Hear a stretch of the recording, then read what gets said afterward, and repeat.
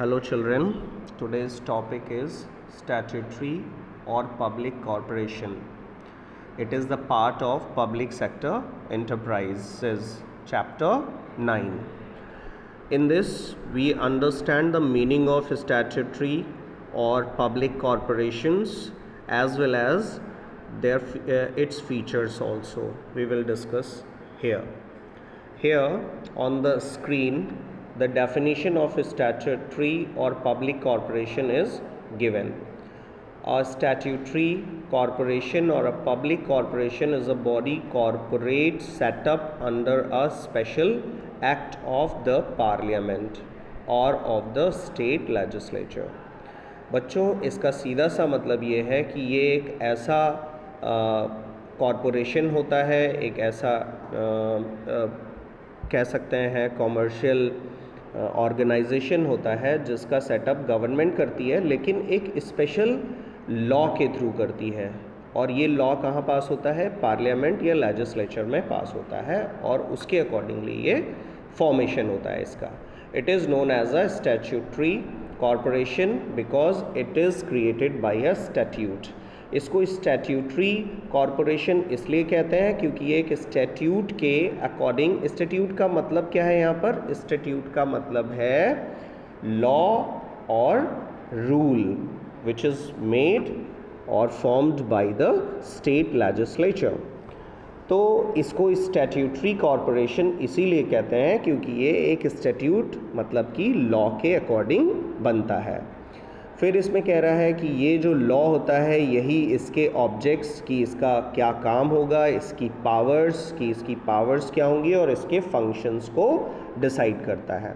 और आगे इसमें लिखा है it is an autonomous body. Autonomous का मतलब सीधा सीधा होता है having the freedom to govern itself. कहने का मतलब ये है कि इसमें किसी का भी इंटरफेरेंस नहीं होता है।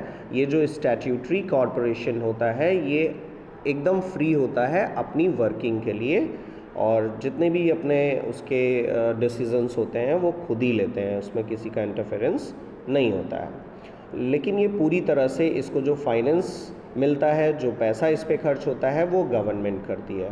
इसके बाद में कह रहा है कि कुछ एग्जांपल्स हैं जो स्टैट्यूटरी कॉरपोरेशंस के हैं, जैसे कि आप reserve bank of India, life insurance corporation of India, ये नाम आप लोगों ने सुने होंगे। इसके बाद में है employees state insurance corporation and central warehousing corporation. ये जो चार नाम मैंने लिए ये इसके कुछ एग्जांपल्स हैं, हालांकि एग्जांपल्स इससे पहले भी हमने आपको दिखाए हैं, पढ़ाए हैं।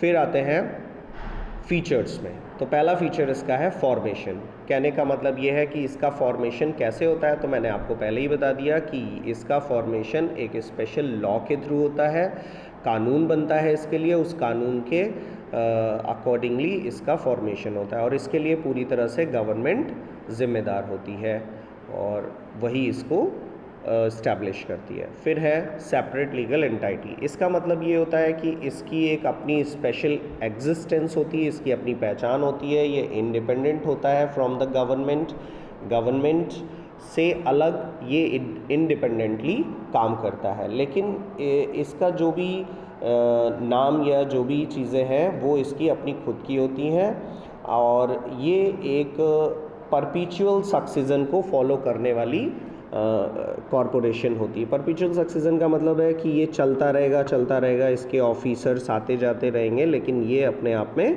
चलता रहेगा। जैसे आपने अलग जितने भी ऑर्गेनाइजेशंस होते हैं ऑलमोस्ट परपीचुअल सक्सेशन को फॉलो करते हैं। और कॉमन सील का मतलब ये है कि इसकी अपनी सील होगी, इसका नाम होगा, उसके हिसाब से काम होगा। फिर आते हैं ओनरशिप।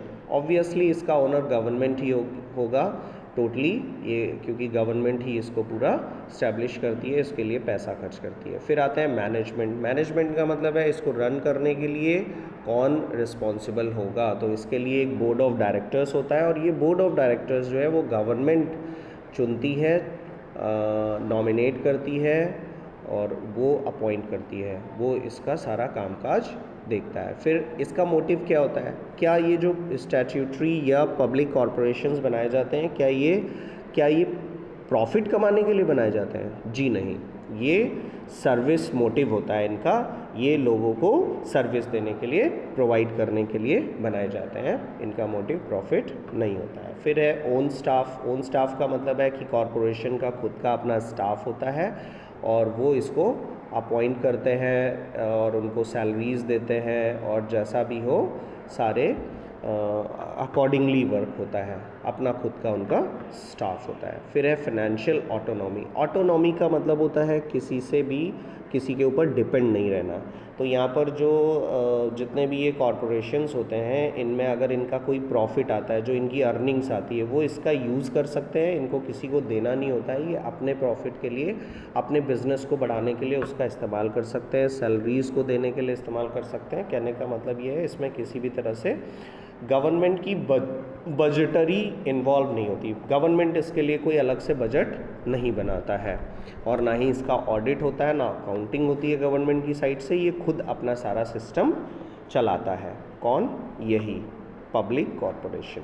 फिर आते हैं पब्लिक अकाउंटेबिलिटी। ये इसका लास्ट फीचर है और इस फीचर में ये बताया जाता है कि पब्लिक कॉरपोरेशंस जो वर्क कर रहा है वो ठीक से काम कर रहा है या नहीं कर रहा है, इससे डायरेक्ट गवर्नमेंट नहीं पूछ सकती है, इसके कोई ऑफिसर्स डायरेक्टली नहीं पूछ सकते। हाँ, लेकिन इसका डिस्कशन पार्लियामेंट में किया जा सकता है और पार्लियामेंट के लिए ये अकाउंटेबल होती है कि वहाँ पर कोई भी पब्लिक रिप्रेजेंटेटिव जो होता है वो ये बातचीत कर सकता है कि ये कॉरपोरेशन ठीक से काम कर रहा है या नहीं कर रहा है, या कितना अच्छा कर रहा है या कितना बुरा कर रहा है, ये सारा डिस्कशन वहाँ हो सकता है।